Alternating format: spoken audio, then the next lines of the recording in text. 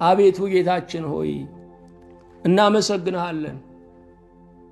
አቤቱ ጌታችን ሆይ በወደቀው ማንነታችን ደስታችን ወድቋል፣ ኑሯችን ወድቋል፣ አገልግሎትን ጥለናል፣ ሀገር ወድቋል፣ ዓለም ወድቃለች። እባክህን ዛሬ ትንሣኤና ሕይወት እንድትሆነን፣ በመቃብራችን ላይ ሕይወትን እንድታውጅ፣ በሞታችን ላይ ትንሣኤን እንድታውጅ እግዚእነ ኢየሱስ ክርስቶስ እንማልድሃለን።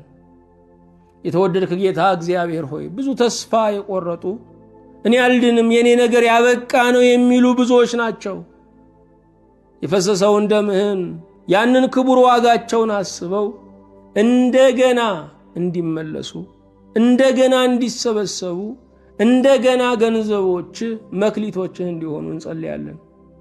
ጌታ ሆይ ወድቀን ከሆነ አንሳን፣ ከዳግም ውድቀትም አቤቱ ሰውረን።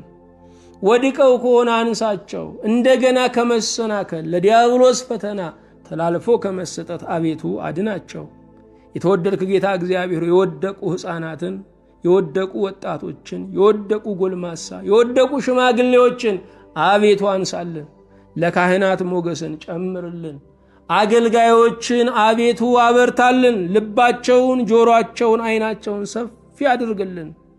የተወደድክ አምላክ እግዚአብሔር ሆይ በምድር ላይ የወደቁ መሪዎችን እንድታነሳልን፣ ለትውልድና ለሕዝብ የሚራሩ እንድታደርግልን እንጸልያለን።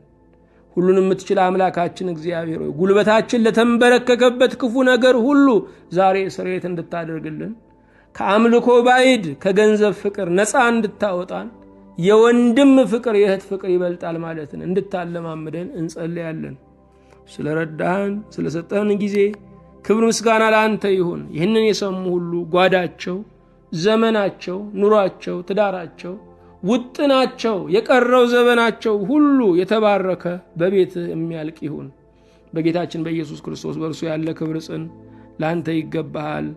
ከእርሱ ጋራ ከመንፈስ ቅዱስም ጋራ ትክክል የሚሆን ዛሬም ዘወትርም ለዘላለሙ አሜን።